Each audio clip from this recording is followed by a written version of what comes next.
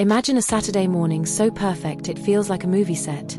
It's October 19th, 1991. The air in Evergreen, Illinois, is crisp enough to make you zip up your jacket, and the maple trees are putting on a final, fiery show of orange and red.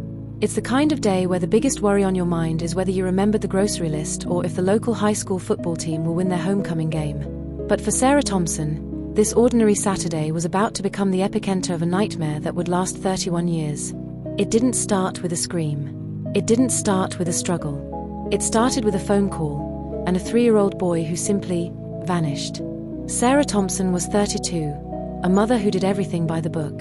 Her blue station wagon pulled into the Value Mart parking lot just after 10 a.m. In the back seat, 3-year-old Timmy was in his own little world. He had those iconic blonde curls, eyes the color of a summer sky, and a grin that made everyone in Evergreen feel like they were his best friend. He was clutching a red toy truck, his favorite, making those soft vroom vroom noises that toddlers do. Sarah unbuckled him, kissed the top of his head, and made a deal: be a good helper, and we'll get cookies. It was a standard mom contract. Timmy agreed, and they stepped into the hum of the Value Mart. Inside, it was business as usual. The fluorescent lights flickered overhead, casting a sterile glow on the aisles. The smell of warm bread from the bakery drifted through the air. Timmy sat in the metal seat of the shopping cart, his little legs swinging back and forth, pointing at colorful cereal boxes. Sarah moved methodically through her list: milk, cereal, apples, diapers. Then, in the cereal aisle, the piece shattered. Not with a bang, but with a vibration. It was Sarah's sister, Lisa, calling from out of state. Lisa was going through a brutal divorce, and Sarah had promised she'd always be there to listen. Sarah wedged the phone between her ear and shoulder, her hand still steady on the cart. She looked down. Timmy was there, contentedly munching on a cracker. "Hey, sis," Sarah said softly. The conversation lasted 3 minutes, maybe 4. Just long enough for Sarah to offer a few words of comfort. Just long enough for her to lose herself in her sister's pain for a fleeting moment. When she finally shifted her gaze back down to the shopping cart, the world stopped spinning. The seat was empty. The red toy truck was gone. The only thing left was a half-eaten cracker on the linoleum floor. At first, Sarah didn't scream. She didn't think abduction. She thought hide and seek. Toddlers are quick, and Timmy was adventurous. "Timmy," she called out, her voice still holding that parental edge of mild annoyance. No answer. She pushed the cart to the end of the aisle, looking left, then right. The store felt suddenly, claustrophobically large. "Timmy," she called again, louder this time. Other shoppers began to look over. The mild annoyance in her chest was being replaced by a cold, sharp blade of panic. She abandoned the cart and ran. Up one aisle, down the next. She checked the freezer sections, the bakery, the toy aisle. Nothing. She burst through the automatic sliding doors into the bright morning sun of the parking lot. "Timmy, Timmy, where are you?" She was checking under cars, peering behind tires, her voice rising into a frantic, jagged pitch. But the parking lot remained indifferent. The sun kept shining. The leaves kept falling. And her son was nowhere to be seen. Back inside, Sarah was barely coherent. She found the manager, her breath coming in ragged gasps. "My son, he's 3, he was right there, please, call the police." Within minutes, the store's intercom crackled to life, breaking the Saturday morning routine with a chilling announcement about a missing child. Employees stopped stocking shelves. Customers stopped browsing. A human chain began to form, moving through the store, but Timmy had simply evaporated. When Officer Mike Harland arrived, he found a mother who looked like she was vibrating apart. Sarah's statement was a blur of tears, and I only turned away for a minute. Her husband, Mark, arrived shortly after, still in his grease-stained mechanic's uniform, his face going pale the moment he saw the yellow police tape. The search dogs were brought in next. They took a scent from Timmy's favorite blanket in the station wagon.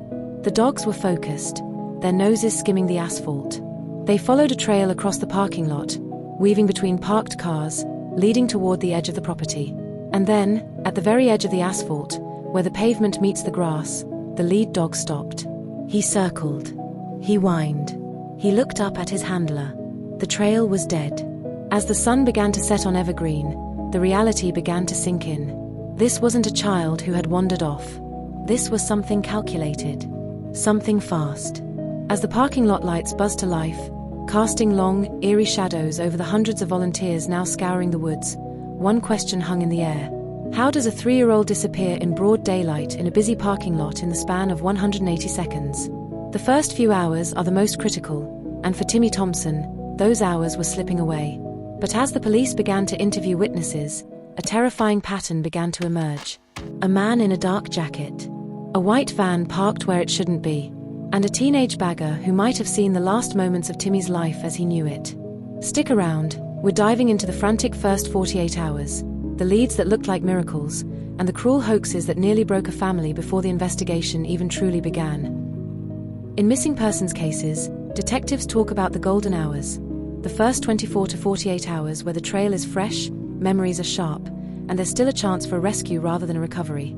For the Evergreen Police Department, the golden hours of Timmy Thompson's disappearance were a frantic, chaotic race against a clock that seemed to be moving at double speed. While the town of Evergreen slept, or tried to, the Value Mart conference room was being transformed into a war room. Maps were pinned to the walls. Timmy's school portrait, the one where he's wearing denim overalls and showing off a gap-toothed grin, was taped to every surface. Detective Lieutenant Robert Clean was a 20-year veteran. He'd seen a lot, but a child vanishing from a shopping cart? That was a first. By Sunday morning, his team had grown into a full-scale task force. They weren't just looking for a boy anymore, they were looking for a ghost. They started with the witnesses. There was a teenage bagger, barely 17, who had been working the registers near the exit. He told detectives he remembered seeing a small boy with blonde curls. The boy wasn't crying. He wasn't struggling. He was holding the hand of a man in a dark jacket, walking toward the doors like it was the most natural thing in the world. "Did you see the man's face?" Clean asked. The boy looked down, his voice trembling. "No, just the jacket. I thought it was his dad." Then came Gladys Carter. She was an elderly woman who lived for observation. She'd been in the parking lot around 10:15 a.m., and she remembered a white van. It was parked crookedly, taking up 2 spots near the handicapped entrance. The engine was running. The windows were tinted. She hadn't seen anyone get in or out, but the van had been out of place. A white van. In 1991, that was the ultimate suburban boogeyman. Detectives immediately began a frantic search for any white van with Illinois plates and rust along the bottom. While the police hunted for vehicles, Sarah and Mark Thompson were living in a different kind of hell. They were stationed in the back of a patrol car, wrapped in blankets that couldn't stop the shivering. Sarah was trapped in a loop, replaying the phone call. If I hadn't answered, if I had just looked down 5 seconds sooner. Mark was a man of action, but here, there was no engine to fix, no problem he could solve with his hands. He paced the perimeter of the yellow tape, staring at the woods, his eyes red-rimmed and desperate. Every time a car door slammed or a radio crackled, his head snapped up. Is that him? Did they find him? By Sunday afternoon, the golden hours were halfway gone. The tip line was established, and it didn't just ring, it screamed. The first credible lead came at midnight. A truck driver on Interstate 55 reported seeing a white van speeding south, taking an exit toward a rural area. State troopers swarmed. Roadblocks were set up. Every white van in a 50-mile radius was pulled over, drivers forced out at gunpoint, trunk searched. None of them contained a 3-year-old boy. Then, a woman in a neighboring suburb swore she saw Timmy in a Kmart toy aisle. Police descended on the store, reviewing grainy, flickering security footage. They interviewed the woman for 3 hours until she finally broke down and admitted she wasn't sure. It might have been a different boy. Every false lead was a blow to the solar plexus for the Thompsons.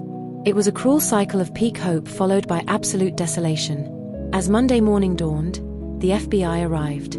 2 agents in dark suits, specializing in child abductions. They brought a new perspective, one that Sarah and Mark weren't ready for. They began to look at the family. It's standard procedure, but it felt like an insult. They checked Mark's work records. They checked Sarah's phone logs. They searched the Thompson home, opening drawers and looking under beds. They were looking for a motive, a custody dispute, a secret debt, anything. They found nothing. The Thompsons were exactly what they appeared to be, a devastated family whose only crime was an ordinary Saturday morning grocery run. But the lowest point of the first week didn't come from the police. It came from the phone. A man called the tip line, his voice low and distorted. He claimed he had Timmy. He said he wanted $50,000 for his safe return. Sarah was on the other line, her heart stopping. For a few minutes, there was a path forward. There was a way to buy her son back. The police traced the call. They moved with lightning speed, arresting a man in a nearby town. But when they got him in the interrogation room, the truth came out. He was a local man with a gambling problem. He didn't have Timmy. He'd never even been to the Value Mart. He just saw the news and decided to profit off a mother's agony. When Mark heard the news, he punched a hole in the drywall of their living room. Sarah didn't even cry. She just stared at the wall, her soul feeling like it was being hollowed out.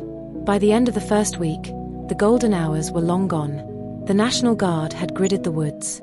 Divers had dragged the retention ponds.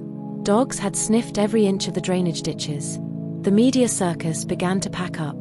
The satellite trucks moved on to the next tragedy. Evergreen tried to return to normal, but it was a scarred version of normal. Timmy's face was now a permanent fixture on telephone poles, his smile slowly fading under the autumn rain. The investigation was widening, but the momentum was stalling. Lieutenant Clean sat in the war room, staring at the map. They had interviewed hundreds of people. They had checked every registered sex offender in 3 counties. They had everything, and they had nothing. The search for Timmy Thompson was about to enter a new, agonizing phase. The golden hours were over, and the long, cold years were beginning. But just when it seemed like the trail had vanished forever, a new set of suspects would emerge, men with dark pasts and even darker secrets. 2 weeks. That's how long it had been since Timmy Thompson's blonde curls were last seen bobbing in the seat of a shopping cart. By now, the adrenaline that fueled the town of Evergreen had been replaced by a heavy, suffocating dread. The case was no longer a search and rescue. It was a major crimes investigation. Lieutenant Robert Clean's conference room was now a temple to Timmy. The walls were papered with maps, timelines, and witness statements, all connected by a web of red string that looked like a digital heart rate monitor, one that was flatlining. The FBI had officially moved in, bringing with them the heavy hitters from Quantico. They weren't looking for a boy anymore. They were looking for a predator. Detectives started with the one thing that doesn't lie, forensics. But in 1991, forensics were a different beast. There were no high-definition parking lot cameras. There were only grainy, black and white indoor feeds that showed Sarah moving through the aisles, blissfully unaware of the countdown clock ticking over her head. Technicians swept the area where the dogs had lost the scent. They were looking for a miracle in the dust, a fiber, a hair, a drop of something that didn't belong. They vacuumed the asphalt, bagged every pebble, and dusted every car that had been parked nearby for fingerprints. They found a few blonde hairs, but the lab confirmed they belonged to Timmy. It was a forensic dead end. Whoever took him was fast, clean, and terrifyingly efficient. When the physical evidence failed, the police turned to the people. They pulled the names of every registered sex offender within a 100-mile radius. In 1991, that was a list of 23 men. One by one, detectives began to kick in doors and shatter alibis. 3 names rose to the top of the pile. 3 men who lived in the shadows of Evergreen, and any one of them could have been the man in the dark jacket. Ronald Decker was 42, a convicted offender who had only been out of prison for 6 months. He worked the night shift at a warehouse and claimed he was home sleeping when Timmy vanished. The problem? No one could prove it. Decker agreed to a polygraph, a high-stakes gamble. The results? Inconclusive. He showed deception when asked if he knew where Timmy was, but his lawyer shut the interview down before detectives could break him. Decker remained a shadow on the list, a maybe that kept clean up at night. Then there was Gerald Hines. He had a history of approaching children. On the day of the disappearance, he claimed he was at a job interview in Chicago. Detectives checked it out. He was there, but the interview ended at 9:30 a.m. That gave him nearly an hour to speed back to Evergreen, just in time to see a mother distracted by a phone call. Hines refused a polygraph. He stayed in his house, curtains drawn, while undercover units watched his every move for weeks. But it was the third man who truly chilled the task force. Martin Shaw. He lived in a rusted trailer on the outskirts of town and drove, you guessed it, an older model white panel van. When police served a search warrant on his home, they didn't find Timmy. But they found something almost as disturbing. Stacks and stacks of missing child flyers. Not just Timmy's, but flyers from cases 10, 15 years old. Shaw claimed he was sentimental. He said he felt sorry for the parents. He passed a polygraph with flying colors, his heart rate never even fluttering as he denied taking the boy. But the profilers from the FBI didn't buy it. They called him a collector. They warned clean that if Shaw didn't do it, someone just like him did. The FBI profilers sat Sarah and Mark down for a meeting that felt like a funeral. They explained the opportunist theory. They believed the abductor hadn't planned to take Timmy Thompson specifically. He had likely been hunting the parking lot, waiting for a parent to look away. Sarah's phone call wasn't just a distraction, it was an invitation. They stressed the golden window was closing. Statistically, if a child isn't found in the first 48 hours, the chances of a live recovery drop to nearly zero. Sarah listened to the numbers, her face a mask of stone. She didn't care about statistics. She cared about the red toy truck that was still sitting on Timmy's dresser, waiting for a driver. As autumn turned into a brutal Illinois winter, the search expanded into the surreal. The National Guard was called in to grid search 20 square miles of frozen farmland. They used infrared cameras at night, looking for a heat signature in the dark. They dragged frozen lakes and poked through abandoned barns. The tip line began to fill with psychics. People claiming to have visions of Timmy near water or in a house with blue shutters. Every lead, no matter how outlandish, had to be checked. They sent officers to Indiana, Wisconsin, and Missouri. They checked a red sneaker found at a highway rest stop, only to find the tread pattern didn't match Timmy's. By Christmas of 1991, the town of Evergreen had stopped looking at the woods and started looking at the Thompsons. Suspicion is a poison that seeps into every crack. If the monsters like Shaw and Decker didn't do it, then who did? There is a specific kind of grief called ambiguous loss. It's what happens when there is no body to bury, no closure to hold, and no answer to the question why. For Sarah and Mark Thompson, the mid-1990s were a masterclass in this slow-motion torture. The war room at the police station was gone. The red strings were untied, and the boxes were moved to a storage unit. The world had moved on, but for the Thompsons, time had frozen on October 19, 1991. They were living in a museum of a 3-year-old's life. As the case went cold, the vultures began to circle.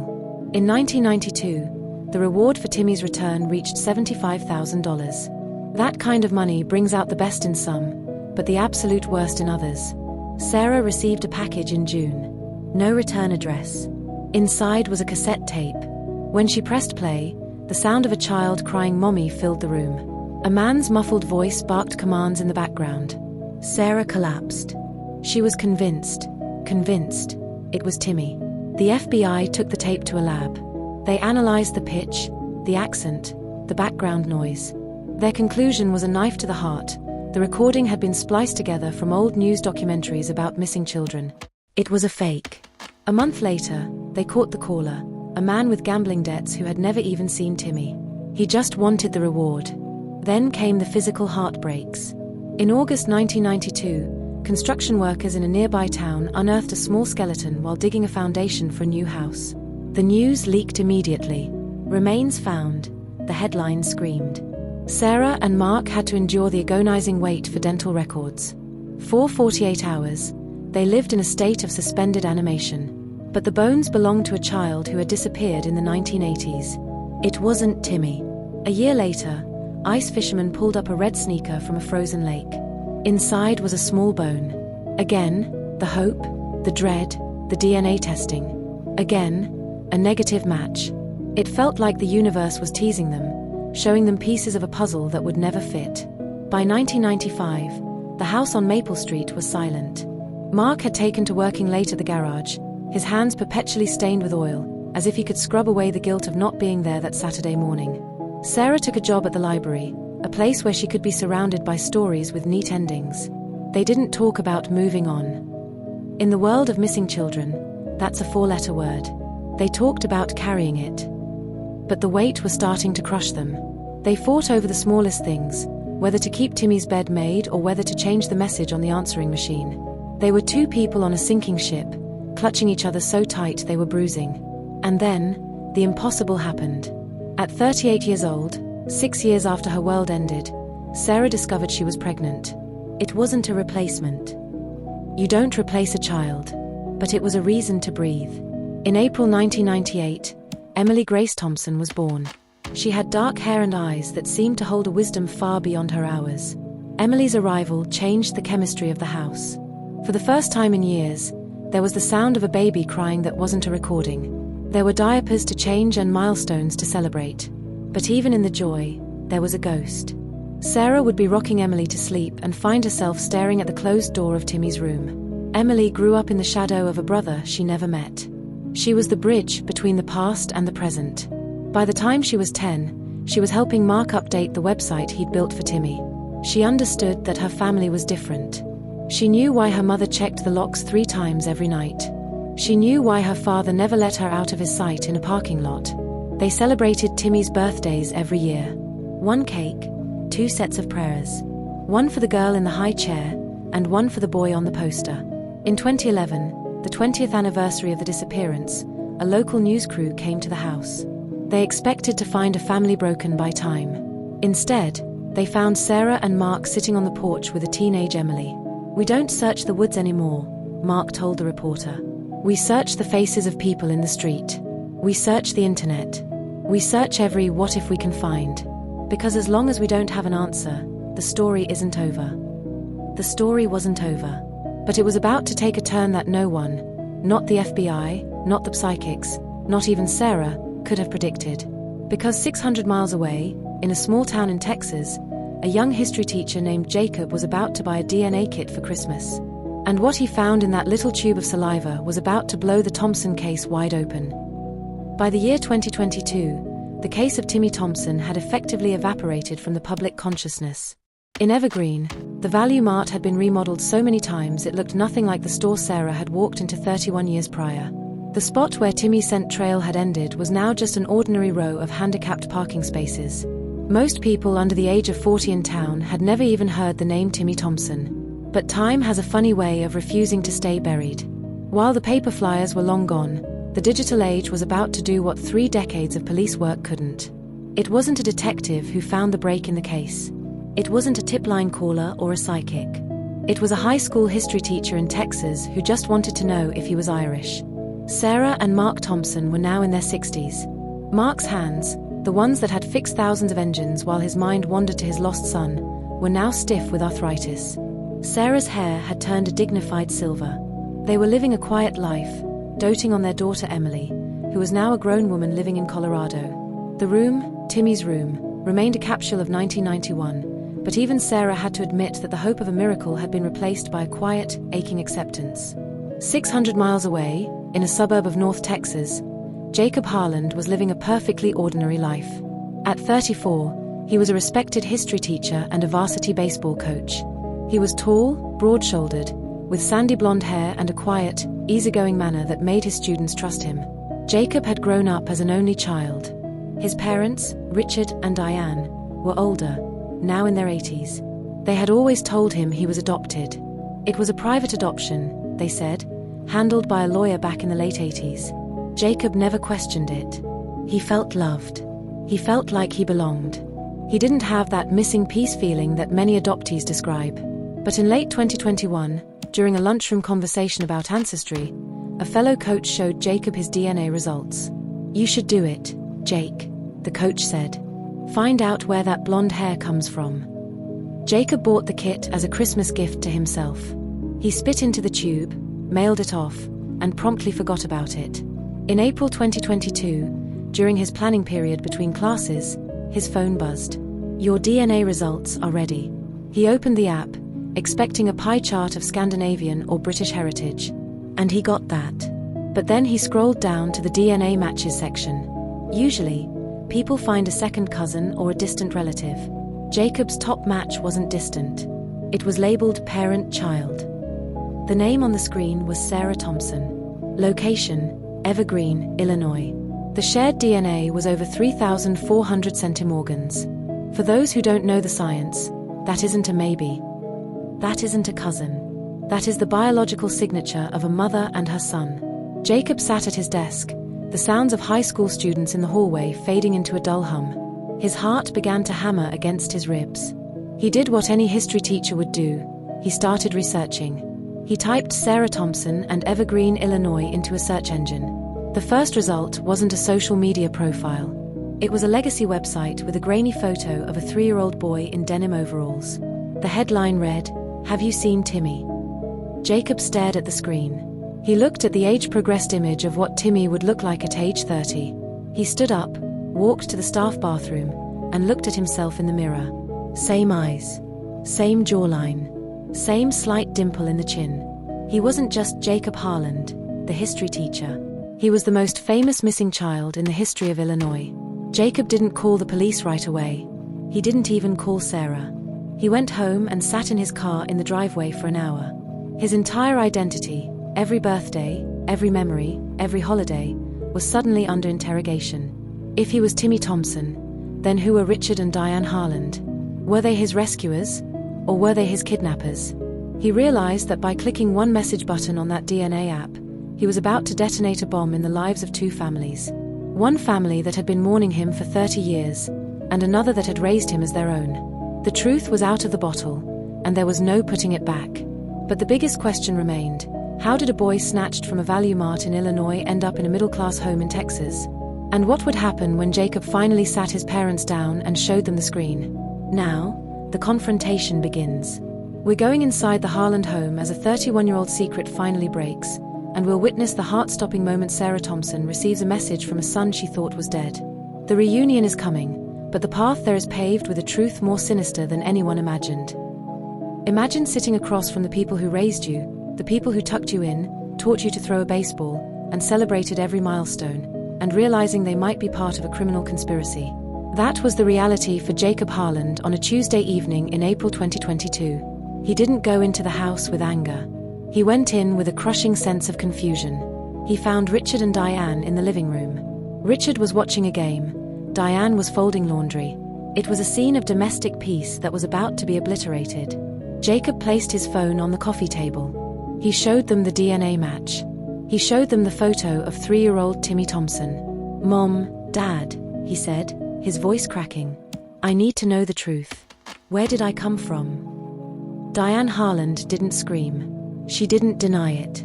She simply stopped folding the towel in her hands, her face turning a ghostly shade of grey. Richard muted the TV. The silence in the room was so thick it felt like it was physical. Finally, Richard spoke. He explained that back in 1991, they were desperate. They had tried for years to have a child and failed. They had been told they were too old for traditional adoption agencies. Then, a friend of a friend told them about a private intermediary, a woman who helped children from troubled homes find better lives. They met a woman named Maria Lopez in a motel parking lot near Dallas. They paid $40,000 in cash, their entire life savings. In exchange, Maria handed them a blonde, blue-eyed 3-year-old boy. She gave them legal paperwork, notarized and stamped, claiming the biological mother had voluntarily relinquished her rights. They were told the boy's name was Jacob. They were told his past was sad and that he needed a fresh start. Richard and Diane convinced themselves they were saving him. They didn't ask questions because they didn't want to know the answers. They spent 30 years living a lie, convinced that as long as they loved him, the origins didn't matter. But as Jacob pointed out the missing person flyer on his phone, the lie collapsed. They hadn't saved a child from a troubled home. They had bought a stolen one. While the Harland home was falling apart, 600 miles away, Sarah Thompson was watering the plants on her porch. Her phone chimed. It was an alert from her DNA app, a new message. Sarah rarely checked these. Usually, it was a distant cousin asking about a family tree. But this subject line was different. Possible close family match, Jacob Harland. She opened it. "Hi Sarah. My name is Jacob. I recently took a DNA test and it says we are 99% parent-child match. I grew up in Texas, but I was adopted in 1991. I think I might be your son, Timmy." Sarah dropped the watering can. Water and soil spilled across the wooden porch. She didn't breathe. She didn't move. She just stared at the tiny photo attached to the message. It was a man in his 30s, bearded, smiling at a baseball game. But the eyes, she would know those eyes anywhere. She called Mark.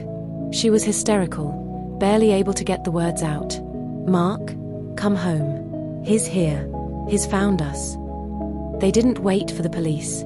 They didn't wait for a formal investigation. That Saturday, they arranged a video call.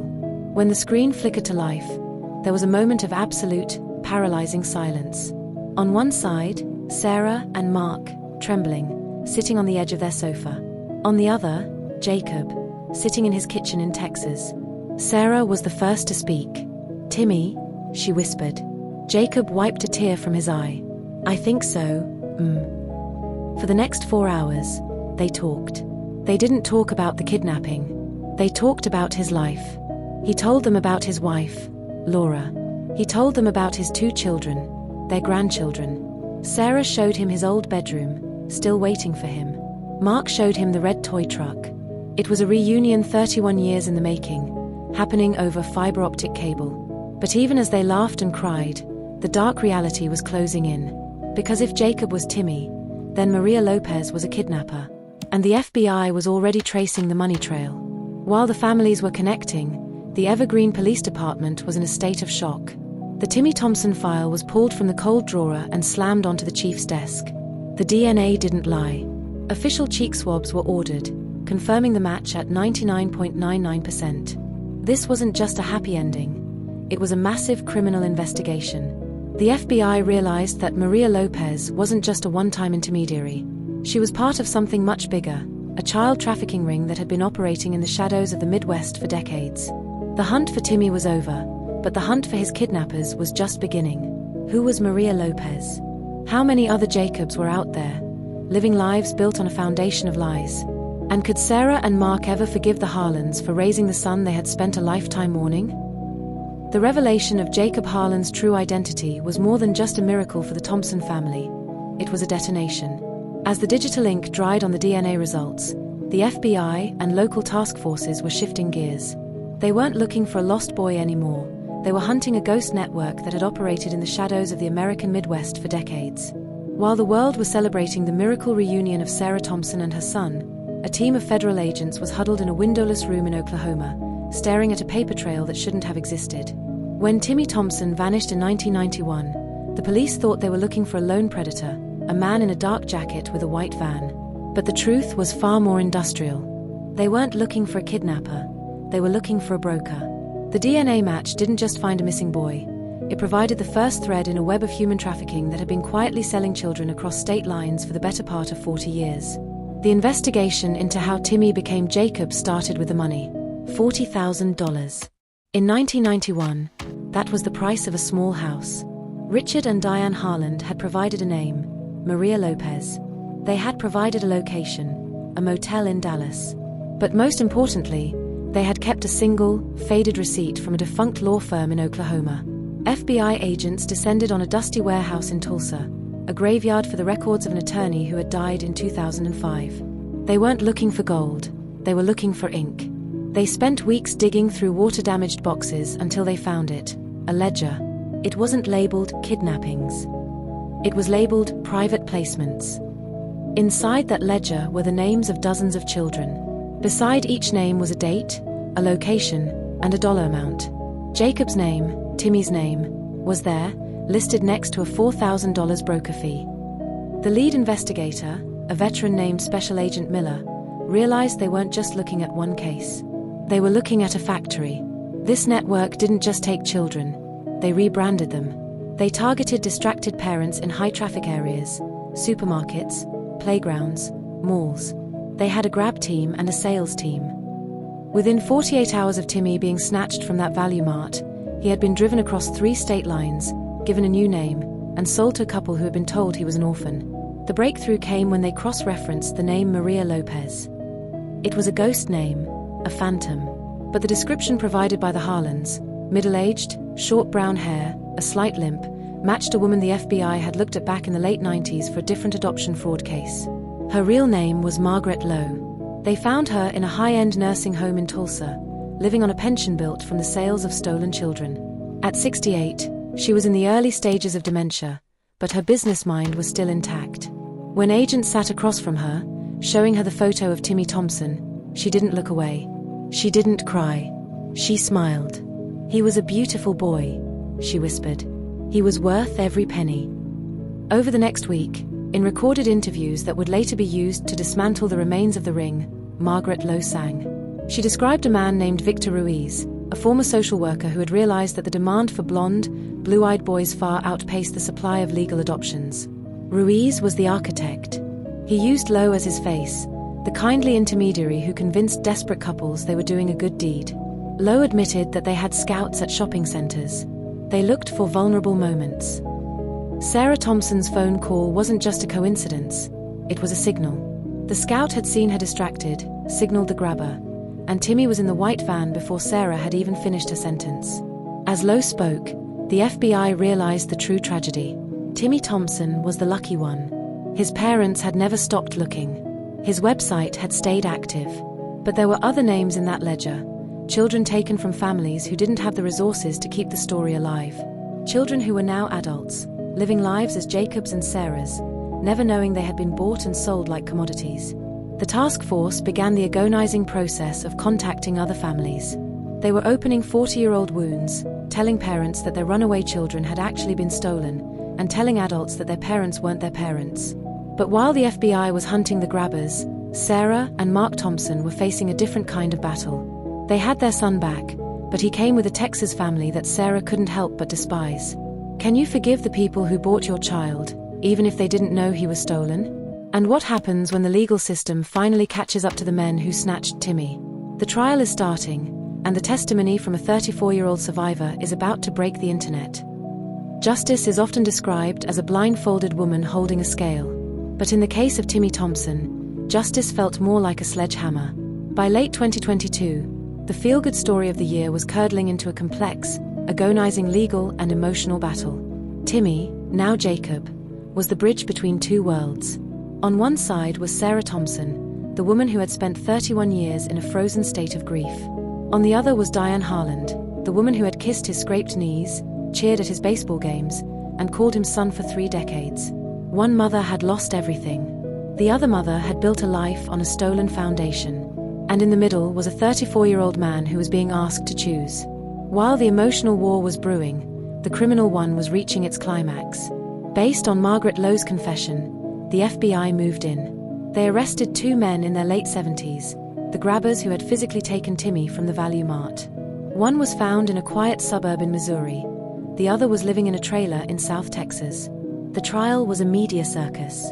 For the first time, the public saw the faces of the men who had turned the American dream into a hunting ground. They were unremarkable. They looked like grandfathers. But in the interrogation room, they were cold. They described the abduction of Timmy Thompson with the clinical detachment of men describing a grocery trip. He was quiet, one said. He liked the red truck. We let him keep it until we got to the motel. But the most controversial part of the case wasn't the traffickers. It was the Harlands. Public opinion was split down the middle. One half of the country saw Richard and Diane Harland as victims of a sophisticated scam. They had paid for a legal adoption. They had raised Jacob with love. But the other half, led by a vocal and rightfully angry Sarah Thompson, saw them as accomplices. You don't buy a human being in a motel parking lot for $40,000 cash and think it's legal, Sarah said in a blistering interview. You didn't ask questions because you didn't want to know he had a mother who was dying inside every day he was gone. The FBI investigated the Harlands for child endangerment and conspiracy. They weren't eventually charged. The statute of limitations and the lack of proven intent saved them. But in the court of public opinion, they were convicted. In the middle of this was Jacob. He was experiencing what psychologists call secondary trauma. He felt a crushing guilt for loving the Harlands. Every time he hugged Diane, he felt like he was betraying Sarah.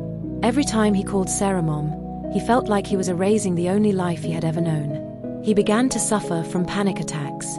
He couldn't go into a grocery store without looking for the exits. He was a history teacher who had discovered his own history was a fabrication. He told a therapist, "I feel like a ghost in my own body. Timmy Thompson is a legend, and Jacob Harland is a lie. So who am I?" In a desperate attempt to find peace, a mediation was set up in a neutral hotel room in St. Louis. It was the first time Sarah Thompson and Diane Harland stood in the same room. The tension was so thick it was hard to breathe. Sarah wanted an apology.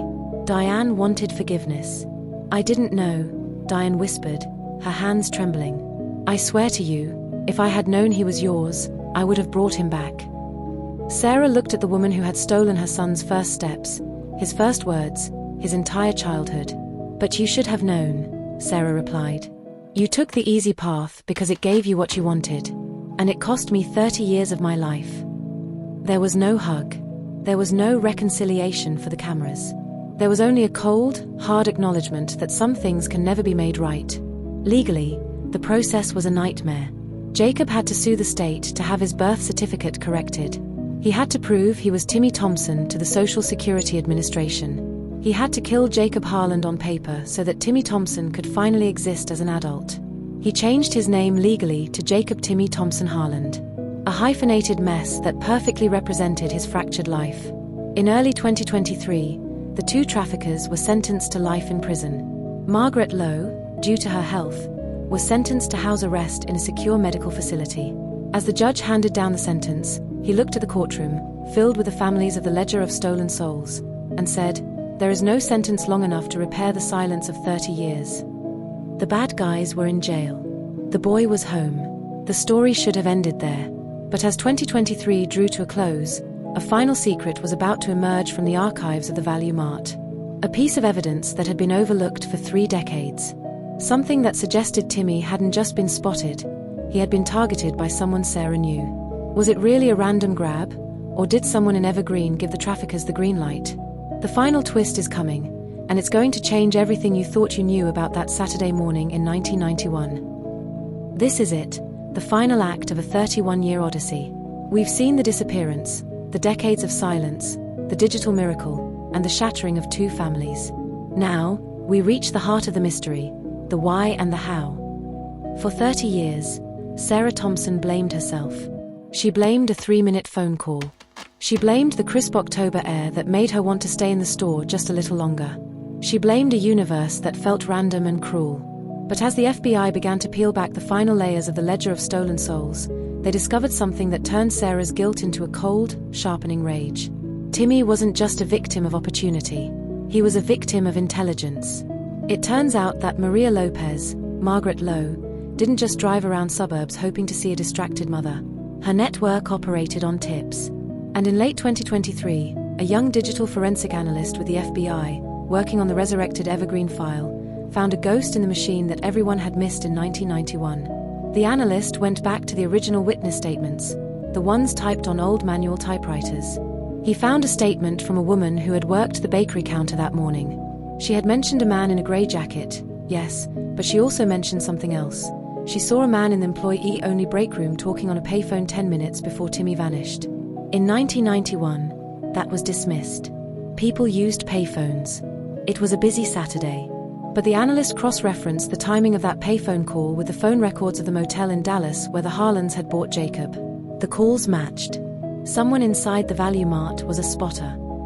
Someone who knew the store's layout, knew the blind spots of the cameras, and knew exactly which parents were regulars. Detectives tracked down the store's 1991 payroll. Most of the employees were long gone, but one name jumped out: Kevin Vance. In 1991, he was a 30-year-old assistant manager with a spiraling gambling problem. He was the one who had helped Sarah find the diapers that morning. He was the one who had seen her pick up the phone. Vance hadn't been a suspect because he had stayed at the store and helped with the search. He was the one who had comforted Mark. He was the one who had given the police his full cooperation. In November 2023, the FBI knocked on Kevin Vance's door in a quiet retirement community in Florida. He was 72 now, living on a pension, his gambling debts a distant memory. When Agent Miller walked in and placed a photo of Timmy Thompson on his coffee table, Vance didn't even try to lie. "I was underwater," he whispered. "I owed people who didn't take no for an answer. Ruiz told me it would be easy. He said the kid would go to a good home. He said the mother would get over it." Vance revealed the terrifying mechanics of the day. He had been watching Sarah. He knew she always spoke to her sister on Saturday mornings. He had called the grabber in the white van the moment he saw her reach for her purse. He even admitted to moving the red toy truck, Timmy's favorite, to ensure the boy would follow the man in the dark jacket without a struggle. When Sarah heard the news, it was like being kidnapped all over again. The man who had held her hand while she sobbed in the parking lot was the man who had sold her son for a few $1,000s in poker chips. "It makes the world feel smaller," Sarah told Emily. It makes you realize that the monsters aren't hiding in the woods. They're wearing name tags and smiling at you in the cereal aisle. The discovery of the insider changed the legal landscape. This wasn't just a kidnapping. It was a conspiracy that involved the very community Sarah had turned to for help. Vance was extradited to Illinois, facing charges that would ensure he'd never see the Florida sun again. For Jacob, the news of Kevin Vance was the final piece of his fractured identity. He realized that his life wasn't an accident. He had been a targeted asset. It gave him a strange, dark sense of clarity. He stopped feeling like a victim and started feeling like a survivor. He went back to Evergreen, not as a visitor, but as a man looking for the truth. He walked into the local police station and asked to see the evidence boxes. He wanted to see the red toy truck. When the detective handed him the bag, Jacob held it for a long time. It was small, chipped, and smelled like old plastic and storage. But as his fingers traced the wheels, a memory flickered, a flash of light, the smell of warm bread, and a man's voice saying, "Let's go see the big trucks, okay?" The memory wasn't a nightmare anymore. It was a bridge. He finally understood that Timmy Thompson hadn't died in that parking lot. He had just been waiting for Jacob to find him. The trial of Kevin Vance was the closing chapter of the criminal saga. But the emotional saga, the part that matters to the people left behind, was just reaching its climax. As 2026 begins, the Thompson family is preparing for something they haven't had in 35 years, a holiday where no one is missing. We'll soon witness the new normal. The legacy of Timmy's case, the impact on DNA privacy, and the final, heart-wrenching vigil at the place where it all began. This is the end of the road. Don't look away now. On October 19, 2025, the 34th anniversary of the disappearance, something changed in Evergreen, Illinois. For 33 years, Sarah and Mark Thompson had spent this day at a retention pond near the old Value Mart, laying flowers for a boy who had vanished into the ether. But this year, they weren't alone. And they weren't in mourning. Standing between them was a 37-year-old man with a beard and a baseball cap. Beside him was his wife, Laura, and their 2 children. They weren't there to grieve. They were there to reclaim the ground. The story of Timmy Thompson, and his resurrection as Jacob Harland, did more than just heal one family. It changed the world. Because of this case, the Timmy Thompson Act was passed in late 2024, mandating stricter federal oversight of private adoptions and creating a national DNA database specifically for foundlings and cold case adoptees. Thousands of people who had long suspected their adoptions were less than legal began to spit into tubes, looking for their own Sarah Thompsons. The ledger of stolen souls led to the identification of 14 other children. 5 of them were reunited with their biological parents before the year was out. Timmy's tragedy became the key that unlocked the cages of dozens of other families. But what of the Harlands? Richard and Diane Harland remained in Texas. They were broken by the revelation, their reputations in their small town destroyed. Jacob, Timmy, visited them once a month. He never called them Mom and Dad again, but he didn't abandon them either. "They were the only parents I knew for 30 years, Jacob told a reporter. "I can't hate them without hating the person they raised me to be. I choose to forgive them, even if I can never forget what they cost my real mother." Diane Harland passed away in her sleep in early 2025. Her last words to Jacob were, "I'm so sorry we didn't ask." It wasn't enough, but for Jacob, it was a closed door. Back in Evergreen, the house on Maple Street was no longer a museum. Emily, now a mother herself, had moved back to Illinois to be closer to her parents and her new brother. The door to Timmy's room was finally opened, not to clean, but to play. Jacob's kids used the space as a playroom. The spaceship sheets were replaced with modern ones, but the red toy truck stayed on the dresser. It was no longer evidence. It was a toy again. Sarah found a piece that she had forgotten existed. The panic attacks stopped. The 3-minute phone calls with her sister Lisa were now filled with gossip about grandchildren rather than tears about the past. The case of Timmy Thompson is a reminder that in the age of genetic genealogy, there are no more secrets. The last trace isn't a fingerprint or a witness statement. It's the very code inside our cells. But it's also a reminder of the resilience of the human spirit. Sarah Thompson didn't survive 31 years of hell because she was lucky. She survived because she refused to let the world forget her son's name. And Jacob Harland didn't find his way home because of a computer algorithm. He found his way home because he had the courage to ask who he really was. As we wrap up this deep dive into one of the most incredible cold cases in history, I want you to look at the person next to you. I want you to think about the ordinary Saturdays in your own life. We often think that the things we lose are gone forever. We think that time is a one-way street. But Timmy Thompson proved us wrong. He proved that even after 30 years, after 600 miles, and after 1,000 lies, the truth can still find its way into the light. Thank you for sticking with us through all 10 parts of this journey. This community, your comments, your shares, your passion for justice, is what keeps these stories alive. If you or someone you know was adopted under suspicious circumstances in the Midwest during the 80s or 90s, please visit the links in the description. There are still names in that ledger that haven't been matched. There are still families waiting for their Jacob to come home. Hit that subscribe button on the last trace. Give this video a like if you believe in the power of the truth. And most importantly, never stop looking. Because sometimes, the miracle is just one DNA test away. This was the last trace of Timmy Thompson.